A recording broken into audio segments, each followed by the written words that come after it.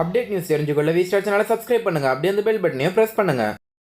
Hello viewers, வீட்டுக்கு ஒரு car என்ன ஹெலிகாப்டரே கொடுத்தாலும் கூட தினகரன் ஜெயிக்க மாட்டார்.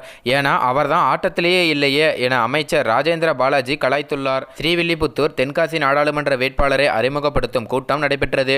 இதில் பால்வளத்துறை அமைச்சர் ராஜேந்திர பாலாஜி கலந்து கொண்டார். அப்போது அவர் கூறுகையில், திமுக காங்கிரஸ் கூட்டணியில் ஏராளமான கட்சியினரை சேர்த்து கொண்டு ஏராளமான பிரதமர் வேட்பாளர்களின் பெயரை சொல்லி வாக்கு கேட்கிறார்கள். ஆனால் சவால் விட்டு கூறும் ஒரே பிரதமர் மோடி மட்டுமே. அமமுக களத்திலேயே இல்லை. அந்த கட்சி நேற்றுதான் தேர்தல் அறிக்கையை வெளியிட்டது. அதில் என்ன வேணாலும் இருக்கட்டும், தனி சேட்டிலைட், ஸ்கார்பியோ கார், வீட்டுக்கு ஒரு ஹெலிகாப்டர் என எதை வேண்டுமானாலும் அறிவிக்கட்டும். அந்த கட்சி தான் களத்திலேயே இல்லையே அப்படிங்கிற மாதிரி கலாச்சிருக்காரு. தங்க தமிழ்ச்செல்வன் அங்கே போய் மாட்டிக்கிட்டார். இப்போ அவரால் எங்கும் போக முடியாமல் தவிக்கிறார். டிடிவி தினகரன் அணி தேய்ந்துக்கிட்டே இருக்கிறது. தேனியில் தான் கூட போட்டியிடலாம் என தினகரன் அறிவித்தார். ஆனால் கடைசியில் அவர் போட்டியிடவில்லை. அவருக்கு நன்றாக தெரியும், வெத்து ரூபாய் 20 டோக்கனை கொடுத்து ஆர்கே நகர் மக்களை ஏமாற்றியது போல் தேனி மக்களையும் ஏமாற்ற முடியாதுன்னு.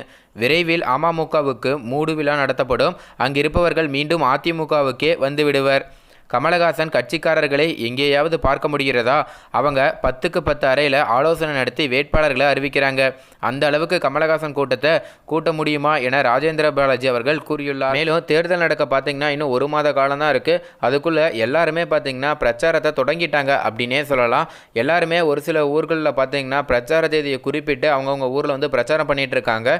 குறிப்பாக வந்து திமுக தலைவர் ஸ்டாலின் அவர்கள், முதலமைச்சராக இருக்க எடப்பாடி பழனிசாமி அவர்கள், அதே போல் துணை முதல்வர் அவர்கள், தற்போது பார்த்திங்கன்னா தினகரன் அவர்கள், நிறைய பேர் பார்த்திங்கன்னா அவங்கவுங்க ஊரில் வந்து ஆரம்பிச்சிட்டாங்க அப்படின்னே சொல்லலாம். அதாவது பிரச்சாரத்தை ஆரம்பிச்சிருக்காங்க அப்படின்னே சொல்லலாம். மேலும் இந்த தேர்தல் பார்த்திங்கன்னா எல்லாருக்குமே ஒரு விறுவிறுப்பான தேர்தல் அப்படின்னே சொல்லலாம். யாருக்கு அதிக வாக்கு பெற போகிறாங்க, யாருக்கு மக்கள் எல்லாம் ஓட்டு போட போகிறாங்க அப்படிங்கிற மாதிரி எல்லாரும் எதிர்பார்த்துட்டு இருக்காங்க.